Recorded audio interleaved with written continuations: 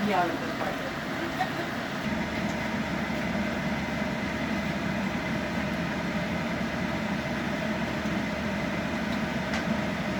Kilo எடுத்துருக்கோம். So இது வந்து ஒரு 2 கிலோ கணக்கில் நல்லா 3 ஸ்பூன் போட்டால் தான் நல்லாயிருக்கும்.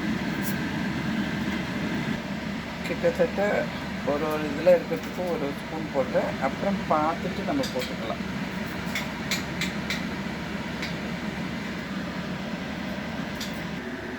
இதில் எடுத்து இது 1 கிலோவுக்கு இவ்வளோன்னா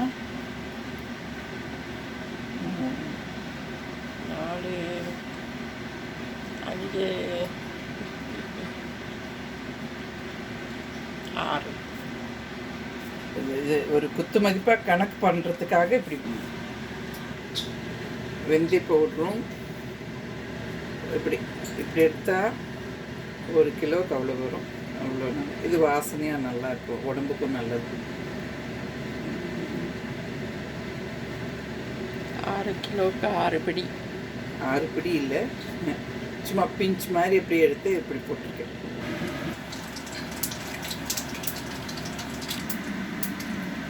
முடிச்ச உடனே கொஞ்சம் அந்த ஆவியெல்லாம் போகணும். அதனால நான் வந்து வேறு இடத்துல இப்படி மாற்றிக்கிறேன். கொஞ்சம் அந்த ஆவியெல்லாம் போன பிறகு தான் மஞ்சப்பொடி, மிளகாய் பொடி, மற்ற பொடி எல்லாம் போடணும். ஏன்னா இல்லைன்னா கருத்துடும். அதனால் எப்பவுமே வந்து இது இந்த ஃபியூம்ஸ் எல்லாம் போன பிறகு அது போடணும். ஒரு மிதமான ஒரு சூடான ஒரு எண்ணெயில் போட்டாவே போதும். 6 கிலோ தக்காளிக்கு நான் நல்லா ஒரு ஃபுல் ஸ்பூனே எடுத்துக்கிட்டேன். மஞ்சள் பொடி, பெருங்காய பொடியும் வெந்தய பொடியும் போட்டேன்.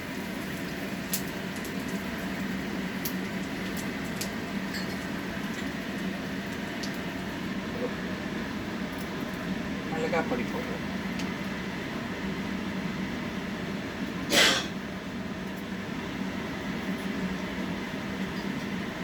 இப்படி போட்டிருக்கேன்.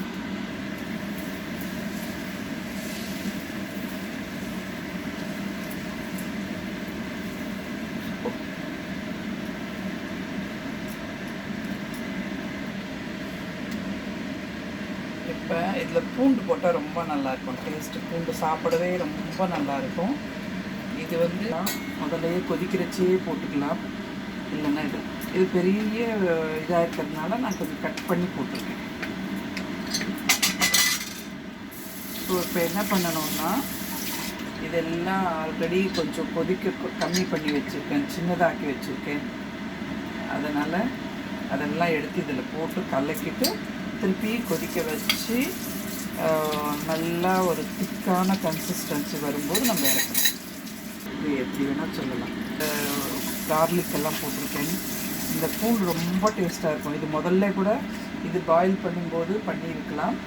ஆனாலும் இப்படி பண்ணாலும் ஓகே. இப்போ எல்லாம் சேர்ந்து இப்போ ஒன்று போல் இதில் கலக்கி எல்லாம் வச்சுட்டு அதுக்கப்புறம் திருப்பி வந்து சின்னதாக்கு, அதாவது கன்சிஸ்டன்சி கொண்டு வந்த பிறகு நம்ம பதம் பார்த்துட்டு இறக்கி வைக்கணும். அவ்வளோதான். தக்காளி ஊறுகாய், தக்காளி தொக்கு எப்படி வேணால் சொல்லலாம்.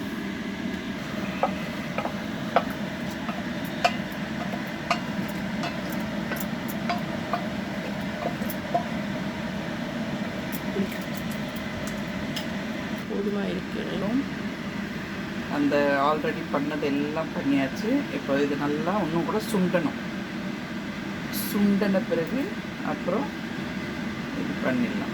ஊறுகாவை ஆஃப் பண்ணிக்கலாம். இப்போ சுண்ட போடுது. இப்போ ஒன்றும்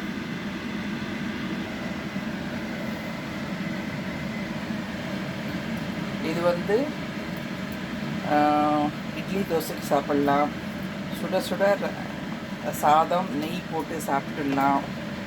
சப்பாத்திக்கு நல்லாயிருக்கும், பூரிக்கு நல்லாயிருக்கும். எல்லாத்துக்குமே இந்த தக்காளி ஊறுகாய் சூப்பர் டூப்பராக இருக்கும்.